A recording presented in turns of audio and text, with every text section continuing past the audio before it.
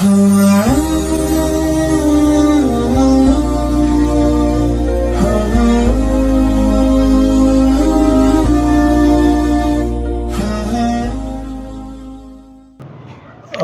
بالله من الشيطان الرجيم بسم الله الرحمن الرحيم قال فما خطبكم أيها المرسلون قالوا إنا أرسلنا إلى قوم مجرمين إلا آل لوط إنا لمنجوهم أجمعين إلا امرأته قدرنا إنها لمن الغابرين فلما جاء آل لوط المرسلون قال إنكم قوم منكرون قالوا بل جئناك بما كانوا فيه يمترون وآتيناك بالحق وإنا لصادقون فأسر بأهلك بقطع من الليل واتبع أدبارهم ولا يلتفت منكم أحد وامضوا حيث تؤمرون سبحانك لا علم لنا إلا ما علمتنا إنك أنت العليم الحكيم.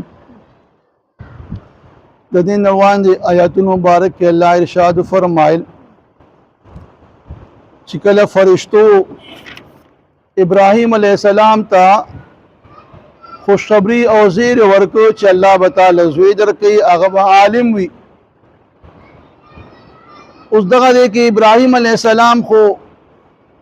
د ډیر فهم او فراست مالکو د فراست نبوي په لحاظ سره په ذهن کې دارال چېرې دا فرشتي چې کوم ماته زیر راکړه د زوی د خوشخبری نو پکار خداو چې دا زیر چې کوم دی یو فرشتم کافی وا ځکه چې زکریا علیه السلام ته بیبي مریم ته هم یو فرشته راغلی وه او هغې له زیر د بچي ورکړو. اوس دا خو ډېرې فرشتې دي نو د دې زیر نه علاوه د دې به نورم یو عظیم څه مقصد وي د هغه مقصد دپاره به دې هم راغلی وي. دا خو پکې یو ضمني خبره راله چېرې په لاره تېرېدل او رال ماته دا بچي زیر راکړه. نو ابراهیم علیه السلام د خپل فهم او فراست بنا باندې اوس فرشتو ته وایي چې قال فما خطبكم ايها المرسلون. خطبه ویلی شي یو عظیم الشان کار تا ویل ابراهیم علیه السلام اے فرشتو اے را لېږلی شو ستاسو چې کوم دي د کوم عظیم مقصد دپاره تاسو راغلی یې د دې زیر نه علاوه ستاسو د راتلو څه بل مقصد هم شته او که نه. نو قالو اغي ویل فرشتو جواب کې دا ویل چې انا ارسلنا الى قوم مجرمین یقینا د دې زیر نه علاوه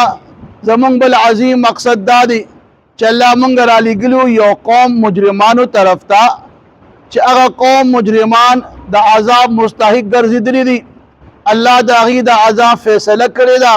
نو مونږ د هغې باندې د عذاب راوستلو دپاره الله را لېږلي و الا آل لوط سوا د آل لوط نه چې آل لوط چې کوم دي د لوط علیه السلام چې کوم پیروکار دي مؤمنان دي ورسره هغه به د دغه عذاب نه بچ وي. باقي ټول قوم به چې کوم دي عذاب کې ګیریږي او په عذاب باندې به هلاکیږي. انا لمنجوهم اجمعین او موږ چې کوم دي د لوط علیه السلام آل او د هغه پیروکار هغه ټول لا د عذاب نه بچ کوونکي یو هغې به د عذاب نه خلاصو او باقي قوم چې کوم دی هغې باندې به عذاب راولو. خو ورسره دا مو چې الا امرأته اوس آل کې خو بیبي م راتله نو د هغې استثنا وکړه چې سوا د لوط علیه السلام د ښځې نه چې قدرنا چې د هغې باره کې الله موږ فیصله کړې ده چې انها لمن الغابرین یقینا هغه به پاتې باقی پاتې کېدونکو خلقو کې به وي چا باندې چې عذاب راځي په هغه خلقو کې به هغه هم شاملی هغه به د عذاب نه خلاصېږي نه. اوس ابراهیم علیه السلام ته فرشتو چې کوم دی د خپل هغه راتلو مقصد بیان کړل نو فرشتي اوس راځي لوط علیه السلام ته هم دغه شان د حسین الکانو په شکل کې د لوط علیه السلام قوم چې کوم دي د هلکانو شوقیانو او خپل خواهشات به د هلکان نه پوره کولو. نو چې کله دا فرشتي د هلکانو په شکل کې رالی لوط علیه السلام ته، الله فرمایي فلما جاء آل لوط المرسلون، پس هر کله چې رالی دا فرشتي آل لوط ته، د لوط علیه السلام کور ته، د هغه خاندان ته رالی، لوط علیه السلام ډېر زیات پریشانه شو چې دا خو ډېر حسین هلکان دي او زما قوم په ډېر بدبخته فعل کې مبتلا دي، ناکاره کار کې. بل خوا دا هلکان چې کوم دي ناشنا ښکاري او مسافر هم نه ښکاري چې د لرې نه راغلي وي او څه ګرد و غبار پې وي. نو لوط علیه السلام دغه فرشتو ته وایي قال انکم قوم منکرون، وویل لوط علیه السلام بېشکه تاسو یو قوم ناشنا یې، تاسو زه پېژنم نه چېرې تاسو چې کوم دي څوک یې، د کوم ځای نه راغلي، د کوم مقصد دپاره راغلي، هسې نه ما ته څه نقصان رسولو دپاره راغلي. ښکاره خو چې کوم دي تاسو باندې د مسافرۍ او د مسافر اثرات ښکاري نه، خو ناشنا خلک یې تاسو زه پېژنم نه. او یا ترې انکار یې کو چې تاسو داسې قوم چې تاسو نه زه انکار کوم، یعنې ستاسو د مېلمستیا نه زه انکار کوم، ځکه که تاسو زه مېلمانه کوم خپل کور کې مې ایثارومه، نو زما قوم ډېر چې کوم دي بدبخته دي، هغوی بدفعلۍ واله دي، د هلکانو نه خپل خواهشات پوره کوي. نو زه د دې خبرې نه انکار کوم چې تاسو په دې خپل کور کې پرېږدم. دواړه معنی کېدی شي. نو فرشتو ورته وویل چې بل داسې نه ده، موږ عام خلک نه یو بلکې موږ فرشتي یو، او جئناک بما کانوا فیه یمترون، او موږ راوړي دي تا ته هغه عذاب چې د کوم عذاب باره کې ستا قوم شک او شبه کوله، تا سره جنګ کولو او په هغې پورې به خنداګانې کولې او د هغه عذاب نه به انکار کولو چې کوم عذاب نه تا دوی یرول، او نو هغه عذاب موږ اوس راوړي دي. وآتیناک بالحق، او راوړي دي موږ تا ته دا حق نه مراد دا عذاب دی چې دا حق یقیني دی، دا عذاب یقیني دی، راتلو واله دی. وإنا لصادقون، او موږ خامخا په دې خپله وینا کې رښتیني یو. اوس دغه دی کې دا فرشتي لوط علیه السلام ته وایي چېرې دا عذاب خو په هغه قوم به راځي چې کوم مجرمان دي، کوم ګناهګار دي، کوم ستا خبره نه مني، نو هغه قوم په دې عذاب کې هلاکیږي. لہذا ته چې کوم دي د شپې په شپې باندې ځان سره خپل اهل چې کوم دي روان کا، فاسر باهلک، پس روان شته د خپل اهل سره چې کوم تا تابعدار دي، کوم ستا منونکي دي، مؤمنان دي، هغه زیاتر قول لا دي چې لوریانې وي، نو دا ځان سره روانې کا.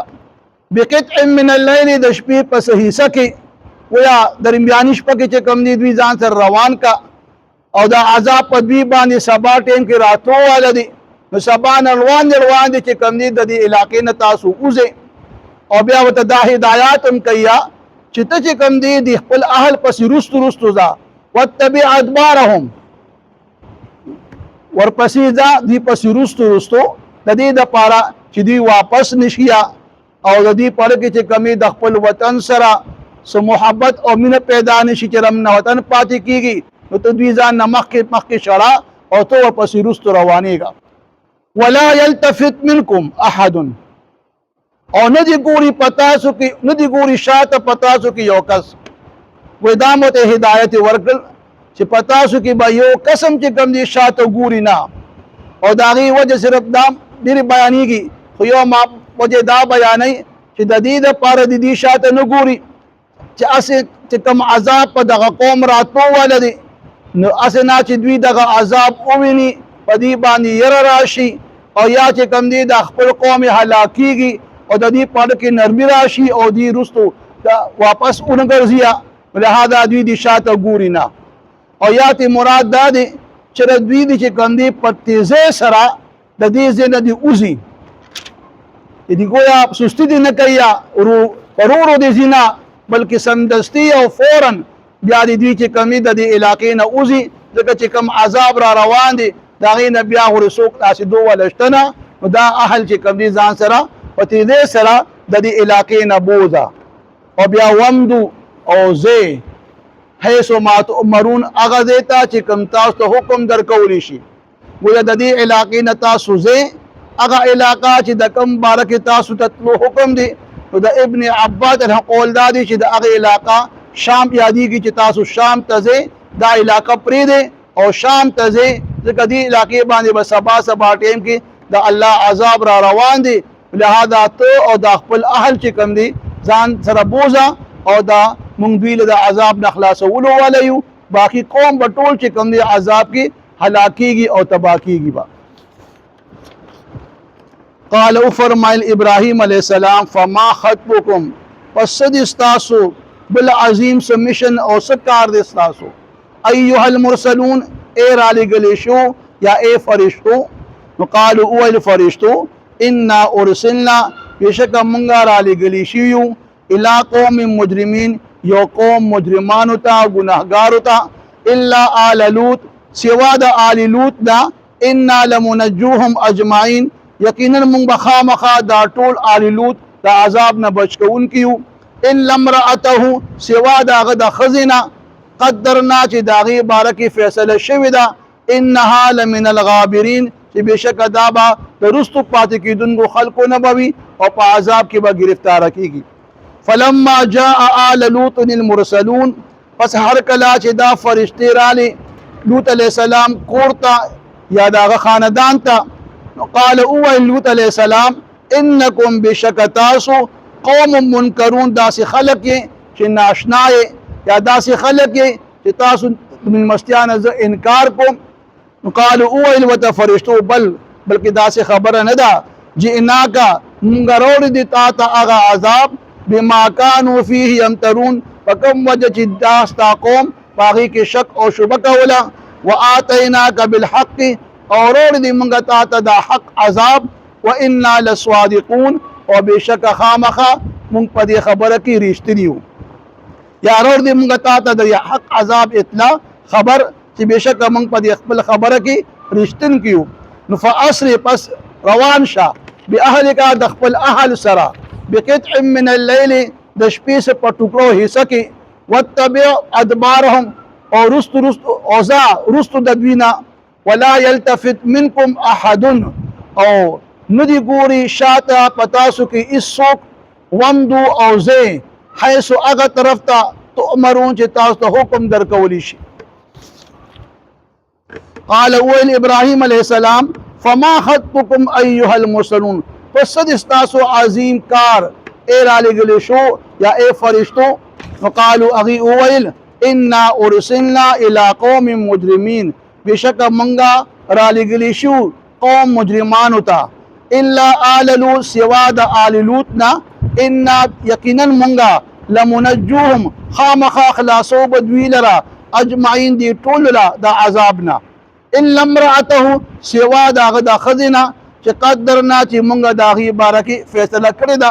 اگر چه دا فیصلہ دا اللہ دا طرف ندا و دا فرشتو پا جبانی دا اطلاع ورطورکی چه منگا دا دوی دا غی خزی دا ہلاکت فیصلہ کرے دا انہا لمن الغابرین یقیناً دا خدبا دا باقی پاتی کی دن کو خلقنا پا عذاب کی بھی فلما جاء آل لوط المرسلون پس ہر کلا چرال دا فرشتے دا لوط علیہ السلام کورتا وقال اوائل لوط علیہ السلام انکم قوم منکرون بشک تاسو یو قوم یہ چھ ناشنا خلق یہ قالوا اوائل اغوی بل جئناکا دا سندا بلکہ راول دی منگا آغا عذاب بما كانوا فيه يفترون چې د کوم عذاب بارک استا قوم شک او شبهه کوله واتیناک بالحق اور دی منگا تا ته دا خبر په حق سره انا لصادقون بشکم خامخا په د خپل وینا کې رښتینیو او دا عذاب یقیني دی او راتلو والا دی فاسر پزا باهلک د خپل اهل سره بقطع من الليل د شپې په حصہ کې واتبع ادبارهم او ورپسې د دوی شاته ځه ولا يلتفت منكم احد او رستو د نګوري پتاسو کې یو کس ومدو او زه حيث اغد زه طرف ته تؤمرون چې تاسو ته حکم درکولی شي